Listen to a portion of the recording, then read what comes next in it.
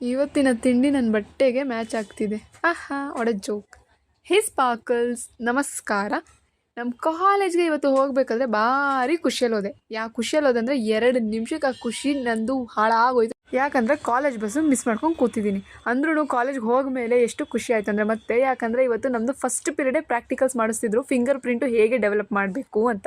ಒಂದು ಡೆಸ್ಕ್ ಮೇಲೆ ಮಾಡಿದ್ವಿ, ಇನ್ನೊಂದು ನಾನು ಬೀಕರ್ ಮೇಲೆ ಮಾಡಿದೆ, ಮತ್ತು ಫೋನ್ ಮೇಲೂ ಮಾಡಿದ್ವಿ. ಮಸ್ತಾಗಿತ್ತು. ಹಾಗೆ ದಿನ ಮುಗಿಸ್ಬೇಕಾದ್ರೆ ಲಾಸ್ಟ್ ಅವರು ಎಲ್ಲರೂ ನಮ್ಮ ಮ್ಯಾಮ್ಗೆ ಗಿಫ್ಟ್ ಕೊಡ್ತಿದ್ರು, ಯಾಕಂದರೆ ಇವತ್ತು ಲಾಸ್ಟ್ ಡೇ ಅವ್ರದ್ದು. ನಾನು ಒಂದು ಸ್ವಲ್ಪ ಇಮೋಷ್ನಲ್ ಆದೆ ಮ್ಯಾಮ್ ಬಿಟ್ಟು ಹೋಗ್ತವ್ರೆ ಅಂತ. ಯಾಕಂದರೆ ಮ್ಯಾಮ್ ತುಂಬ ಚೆನ್ನಾಗಿ ಪಾಠ ಮಾಡ್ತಾರೆ. ಅವ್ರು ಮಾತಾಡೋ ಸ್ಟೈಲ್ ಆಗಲಿ, ಅವ್ರು ಎಕ್ಸ್ಪ್ಲೈನ್ ಮಾಡೋದಾಗಲಿ ತುಂಬ ಚೆನ್ನಾಗಿದೆ. ಅದಕ್ಕೆ ನಾನು ಇಮೋಷ್ನಲ್ ಆಗಿರೋದು ಕ್ಲಾಸೆಲ್ಲರಿಗೂ ಗೊತ್ತಾಗ್ಬಾರ್ದು ಅಂತ ಬೇಗ ಬಂದುಬಿಟ್ಟೆ.